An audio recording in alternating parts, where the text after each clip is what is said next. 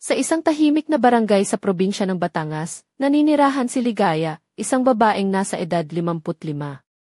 Mahabang panahon na siyang asawa ni Renato, isang lalaking tila ba ay palaging abala at malayo sa kanyang damdamin. Sa loob ng 20 taon ng kanilang pagsasama, bihira silang magkausap ng maayos, at ang lamig sa kanilang relasyon ay naging bahagi na ng kanyang araw-araw. Isang umaga, habang nag-aalmusal ng mag-isa si Ligaya sa kanilang maliit na kubo, napansin niya ang katahimikan sa paligid. Sa bintana, naririnig niya ang halakhak ng mga bata sa kapitbahay, at ang mga damit na pinapalaman sa sinag ng araw. Ngunit sa kanilang tahanan, puro katahimikan ang bumabalot. Wala silang mga anak, at kahit minsan ay hindi niya naisip na muling maramdaman ang init ng isang pamilya. Habang nagluluto ng sinangag at pritong itlog, napansin ni Ligaya ang malakas na tunog na nagmumula sa kabilang bahay. Isang dagundong na tila ba isang malaki at mabigat na makina ang ginagamit. Napailing siya, lumapit sa pintuan, at naglakad palabas ng kanilang bakuran upang tingnan kung ano ang nangyayari. Sa kabila ng bakod, nakita niya ang dalawang lalaki na abala sa pagbutas sa pader ng kanilang bahay. Ang alikabok ay sumisingaw sa hangin at ang tunog ay nakakabagabag na. Hindi niya maiwasang maamoy ang amoy ng sariwang pintura at kahoy na bagong ginupit. Lumapit siya ng maingat at nilapitan ang isa sa mga lalaki. Pasensya na po, medyo malakas po ang ingay ninyo. Pwede po ba nating pag-usapan kung hanggang anong oras kayo gagawa? Tanong niya nang may pag-aalangan. Ang lalaki, na nagpakilalang si Mang Ben, ay ngumiti ng may kaunting hiya. Pasensya na po, Ma'am Ligaya. Ako po si Mang Ben, bagong lipat dito sa barangay. Ang may-ari po ng bahay namin ay si Ginoong Ramon. Heto po ang numero niya. Inabot niya ang papel na may nakasulat na numero. Nang umuwi si Ligaya, napag-isip-isip niya kung tatawagan ba niya si Ginoong Ramon. Hindi siya sanay makipag-usap sa mga bagong kapitbahay, lalo na sa mga estranghero. Ngunit ang ingay ay talagang nakakaistorbo sa kanyang tahimik na umaga. Sa wakas, tinawagan niya ang numero. Hello po, ako po si Ligaya, kapitbahay niyo po sa kanan. Medyo malakas po ang ingay ng inyong pinapagawa. Pwede po ba nating ayusin yan? Mahinang wika niya, sa kabilang linya, narinig niya ang malumanay at mapagpakumbabang boses ni Ginoong Ramon. Pasensya na po talaga, Ma'am Ligaya. Hindi ko po sinasadya na makaistorbo. Sasabihan ko po ang mga manggagawa at babaguhin ang oras ng trabaho para hindi po kayo maabala. Para sa unang pagkakataon sa mahabang panahon, nakaramdam si Ligaya ng init sa puso. Isang boses na hindi malamig, kundi puno ng pag-unawa at pakikiramay. Lumipas ang ilang araw, at unti-unting nagkaroon sila ng palitan ng mga ngiti sa kalsada. Minsan, habang bumibili si Ligaya ng gulay sa palengke, nakasalubong niya si Ginoong Ramon na may dalang mga parsel ng prutas. Ma'am Ligaya, mukhang mahirap ang dalhin ito. Pahiram po ng isang kamay. Ang malumanay niyang hiling, napangiti si Ligaya at tinulungan siya. Salamat po, Ginoong Ramon. Hindi ko na rin maipaliwanag kung bakit masarap makipag-usap sa inyo, sabi niya nang may bahagyang kiliti sa puso. Isang araw, habang naglalakad sila sa ilalim ng matinding araw, biglang bumuhos ang malakas na ulan. Walang dalang payong si Ligaya, kaya't nilapitan siya ni Ginoong Ramon. Sama po kayo sa payong ko. Malapit lang naman tayo, alok niya, sa ilalim ng maliit na payong, magkadikit ang kanilang mga balikat, at unti-unting naramdaman ni Ligaya ang init na matagal na niyang hinahanap.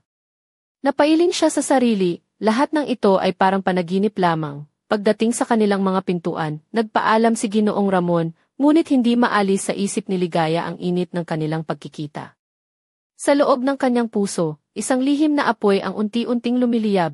Ngunit ang kanyang mundo ay biglaang nagiba nang dumating ang isang gabi na pilit siyang pinalayas ng kanyang asawa sa kanilang tahanan dahil sa isang di pagkakaunawaan. Sa suot niyang payak na saya at walang sapin sa paa, naupo siya sa harap ng kanilang bahay na mailuha sa mga mata. Dito nagsimula ang kanilang tunay na paglalapit, isang kwento ng pag-asa, pagdadalamhati, at muling pagbubuo sa gitna ng unos. Ngunit sa likod ng bagong simula, may isang lihim na unti-unting bumabalot sa kanilang mga puso. Isang misteryo na magdadala ng bagong hamon sa kanilang buhay, tapos na ang unang bahagi. Sa pagsapit ng umaga sa maliit na bayan ng Lipa, bumalik si Ligaya sa kanyang tahanan, ngunit hindi sa dati niyang bahay, kundi sa bahay ni Ginoong Ramon. Ang dating tahimik at malamig na puso niya ay unti-unting bumubukas sa init ng mga ngiti at pag-aalaga ni Ramon. Sa kanilang unang araw na magkasama, napansin ni Ligaya kung paano maingat na inalagaan ni Ramon ang bawat detalye ng kanyang kasuotan, ang puting blusang bahagyang bumabalot sa kanyang balikat, ang mahabang palda na dumadaloy ng malumanay sa kanyang mga hita, at ang simpleng kwintas na galing pa sa kanyang ina. May kakaibang aura si Ligaya na ngayong araw, hindi lang dahil sa kanyang ganda, kundi dahil sa bagong pag-asa na sumisilay sa kanyang mga mata, habang naghahanda si Ligaya ng almusal. Si Ramon naman ay nag-aayos ng maliit na mesa sa kanilang balkonahe. Ang hangin ay malamig, ngunit ang mga titig nila sa isa't isa ay nagdadala ng init na higit pa sa sikat ng araw. Maam Ligaya, gusto mo ba ng kape? Alam kong mahilig ka sa matapang, malumanay na tanong ni Ramon habang inaabot ang tasa. Salamat, Ramon. Alam mo, matagal na akong hindi nakaramdam ng ganito, na may taong nagmamalasakit talaga, sagot ni Ligaya habang pinagmamasdan ang lalaki sa harap niya. Ang mga mata ni Ramon ay puno ng pagmamahal at pag-aalala, na tila ba sinasabi niya na hindi na siya kailanman iiwan, ngunit sa kabila ng bagong simula, hindi pa rin nawawala ang mga anino ng nakaraan. Isang araw, habang naglalakad si Ligaya sa palengke, napansin niyang may mga matang sumusubaybay sa kanya ng may kakaibang intensyon. Ang mga kapitbahay ay nag-uusap ng palihim, at ang mga bulungan ay tila ba may dalang pag-aalala. Narinig mo na ba? Si Ligaya raw ay iniwan ng asawa dahil kay Ramon, hindi lingid sa kanila na malaki ang usapin sa kanilang maliit na komunidad. Ang mga tsismis ay kumakalat ng mabilis, na parang apoy na sumisiklab sa tuyong damo. Sa likod ng mga ngiti at pakikisama, may mga matang mapanuri at mga puso na puno ng panghusga. Isang gabi, habang nagkakape sa bahay ni Ramon, napansin ni Ligaya ang kakaibang tensyon sa mukha nito. Ramon, may problema ba? Tanong niya nang may pagkabahala, may mga taong hindi pa rin tanggap ang pagbabago. Ang mga tsismis ay nangingibabaw, at alam kong hindi ito maganda para sa atin, sagot ni Ramon habang nakatitig sa dilim ng gabi, napailing si Ligaya. Hindi ba't mas mahalaga ang ating kaligayahan kaysa sa sasabihin ng iba? Sabi niya, ngunit ang kaba sa dibdib ay hindi maikakaila. Sa mga sumunod na araw, unti-unting lumalalim ang kanilang samahan. Si Ramon ay naging matatag na sandigan ni Ligaya, habang si Ligaya naman ay naging ilaw sa madilim na mundo ni Ramon. Ngunit may isang lihim si Ramon na hindi niya pa nais ibahagi, isang sugat na nananatili mula sa nakaraan, na unti-unting bumabalot sa kanilang bagong pag-ibig. Isang hapon, habang naglalakad sa tabing dagat ng San Juan, napagdesisyonan nilang magpahinga sa isang maliit na kubo sa baybayin. Nakasuot si Ligaya ng mahabang puting palda at simpleng blusang may borda sa manggas, habang si Ramon naman ay nakakamay na polo at maong. Ang mga alon ay humahampas sa buhangin at ang hangin ay maihalong alat at lamig. Ligaya, may isang bagay akong kailangang sabihin, mahina ngunit seryosong panimula ni Ramon. Tumingin siya kay Ligaya, na nagulat sa bigla ang seryosong tono. Ano iyon, Ramon, hindi ko nais na masaktan ka, pero kailangan mong malaman na may nakaraan akong hindi ko pa nalilimutan. Ang asawa ko, na pumanaw 2 taon na ang nakararaan, ay iniwan ako ng isang lihim na iniwanang tanong. Minsan, natatakot akong baka hindi ako handa para sa bagong simula. Ang mga mata ni Ramon ay puno ng damdamin, pag-ibig, takot at pagsisisi. Humawak si Ligaya ng kamay niya. Ramon, hindi tayo perpekto at ang nakaraan ay bahagi tayo. Pero ang mahalaga ay ang ngayon at ang bukas na pwede nating buuin ng magkasama. Ngumiti si Ramon at niyakap siya ng mahigpit. Salamat, Ligaya. Sa iyo lang ako nagiging ganito, totoo. Ngunit sa likod ng kanilang pag-ibig, may isang lihim na hindi nila alam na unti-unting sisibol sa dilim. Isang sulat na may nakatagong katotohanan na maaaring pumutok ang kanilang mundo sa isang iglap, tapos na ang ikalawang bahagi. Sa mga sumunod na araw, unti-unting lumalim ang ugnayan ni Ligaya at Ramon. Ang kanilang mga pag-uusap ay naging mas malalim, at bawat sandali na magkasama sila ay puno ng init at pag-asa. Sa maliit na bahay ni Ramon sa barangay San Isidro, madalas silang maghapunan sa ilalim ng mahihinang ilaw ng kandila, habang ang hanging dagat mula sa malapit na baybay ay nagdadala ng malamig na simoy na bumabalanse sa init ng kanilang pag-uusap.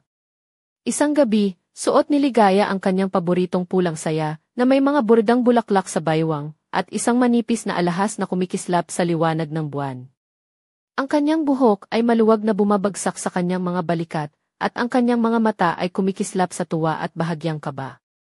Si Ramon naman ay nakabarong Tagalog na nagbigay ng klasikong anyo at lalim sa kanyang katauhan. Sa kanilang pag-uusap, napansin ni Ligaya ang mga palatandaan ng pagod at alalahanin sa mukha ni Ramon.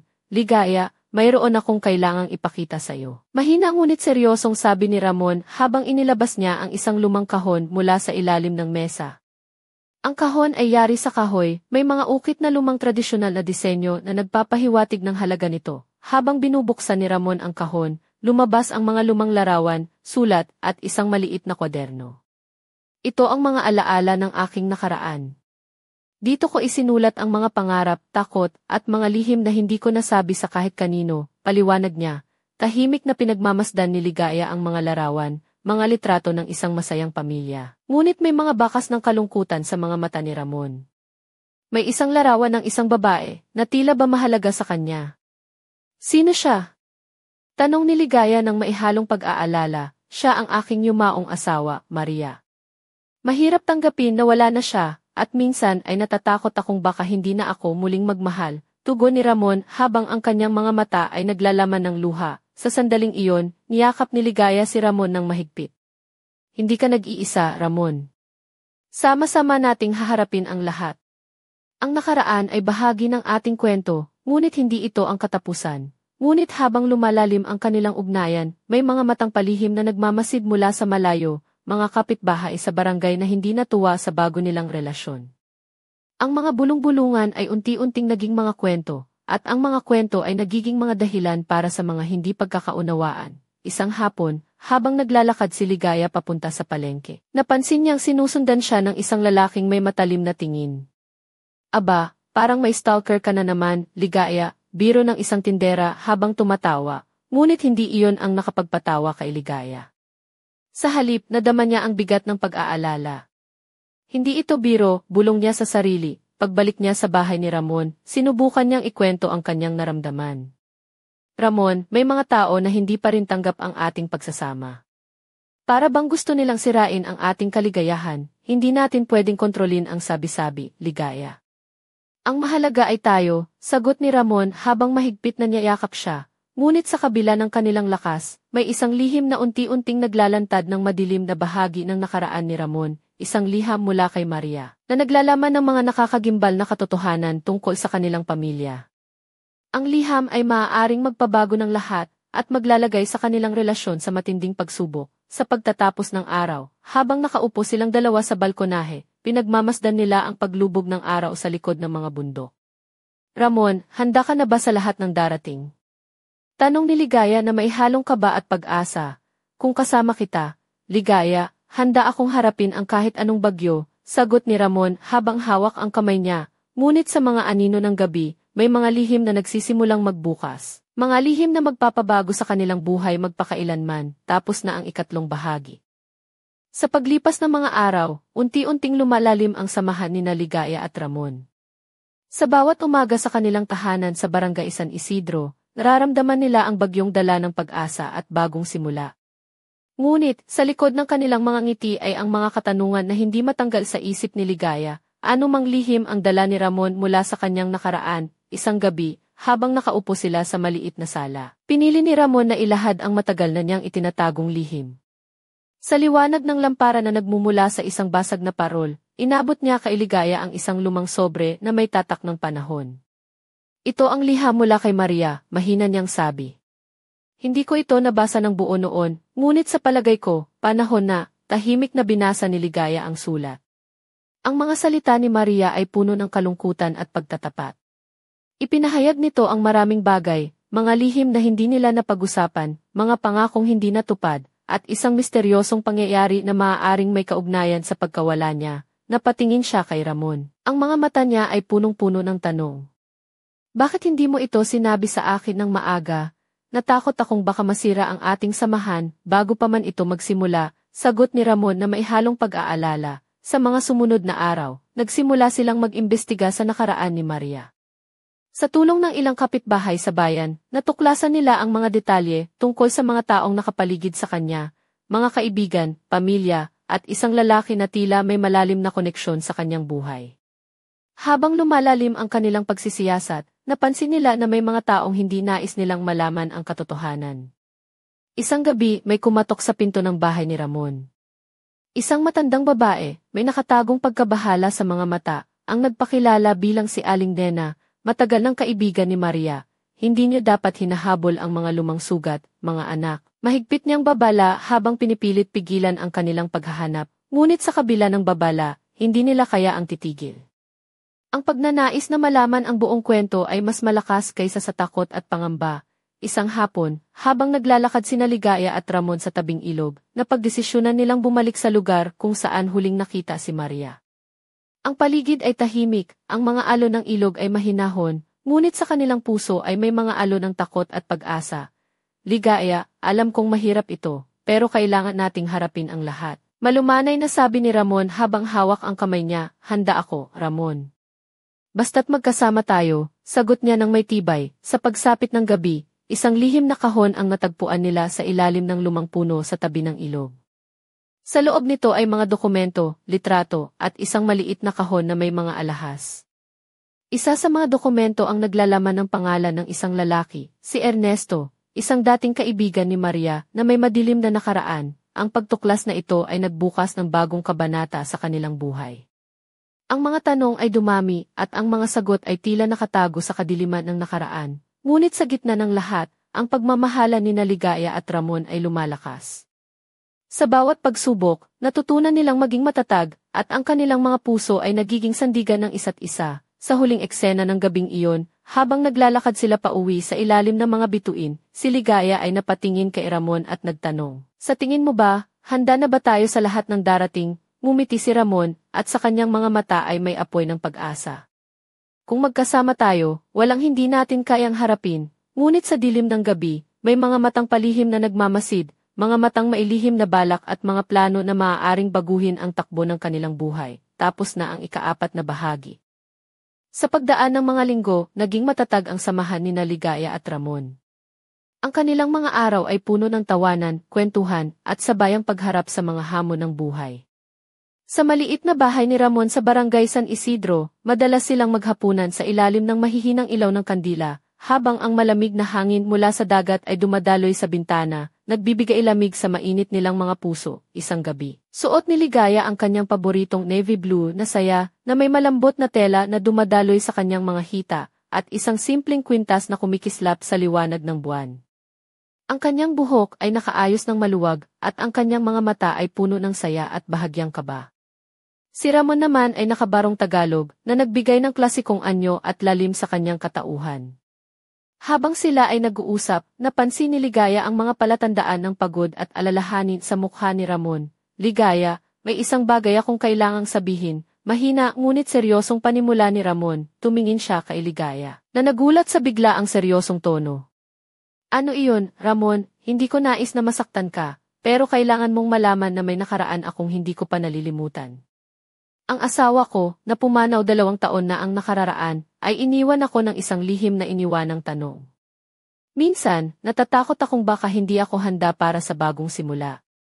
Ang mga mata ni Ramon ay puno ng damdamin, pag-ibig, takot at pagsisisi. Humawak si Ligaya ng kamay niya. "Ramon, hindi tayo perpekto at ang nakaraan ay bahagi tayo. Pero ang mahalaga ay ang ngayon at ang bukas na pwede nating buuin ng magkasama." Ngumiti si Ramon at niyakap siya ng mahigpit. "Salamat, Ligaya. Sa iyo lang ako nagiging ganito, totoo." Ngunit sa likod ng kanilang pag-ibig, may isang lihim na hindi nila alam na unti-unting sisibol sa dilim. Isang sulat na may nakatagong katotohanan na maaaring pumutok ang kanilang mundo sa isang iglap, tapos na ang ikalawang bahagi.